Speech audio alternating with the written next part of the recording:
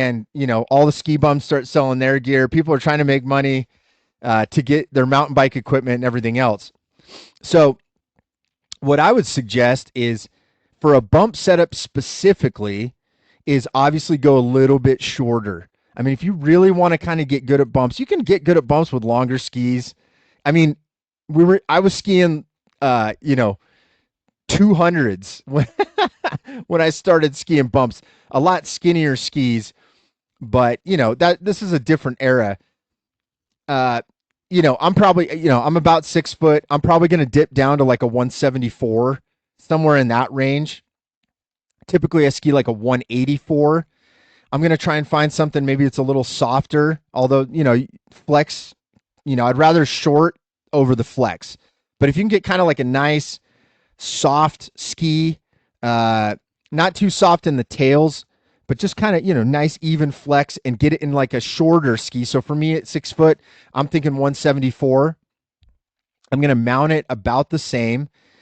And this just allows you got to remember when you're going into that telemark turn, you're essentially taking two skis and you're elongating them into one longer single ski. I mean, that's kind of the concept of the telemark turn, is making one long ski that's making a turn. So to fit inside these tight bumps, in these zipper lines, as you get better and better and better, shorter skis make it a little easier. So I also, if you've listened to any of the stuff that I've talked about boots and bindings, a lot over the last 5 years, I've talked a lot about having a softer boot, with softer spring settings on my bindings, whether it's NTN 75 millimeter.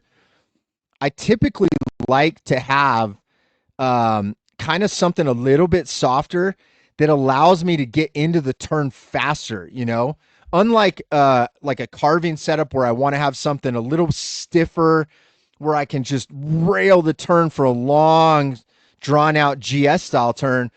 Something with bumps is I want to be able to get in and I want to be able to switch those feet as fast as possible.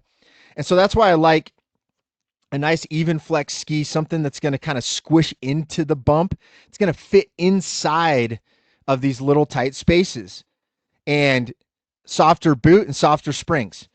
I don't really personally want a stiff setup. Again, this is all personal opinion. You find what works for you, but that's kind of what I'm always thinking about, in terms of bumps and trees and tight maneuvering, is I like to have a little soft setup on the springs and a softer boot. So I've talked a little bit this year about, the new TX Pro. I mean, that's plenty soft. I mean, I'd feel comfortable being in like an OG TX Pro, or even an original TX, like the lime green and gray one, something that's softer on the 75 millimeter side, like a T1 would be nice. Maybe you're rocking like a T2 Eco or a T2X boot, something like that. Something in kind of that mid-soft category that's not too crazy. Maybe the old Black Diamond Push, or maybe like a Seeker. Those are a little, similar flex models. I never know. I never kept up with Crispy over the years, so forgive me. I don't remember as many of those names. But you get the idea. Softer boot, softer spring setup. Honestly, every 75 millimeter setup probably going to be kind of in that mix, because they're not super active, typically speaking, unless you're rocking like a hammerhead on like, setting 5 or something like that. So that's what I'm looking for in bumps, and it's going to make you such a better skier. And I love that this kind of gives you a jump start on the next year.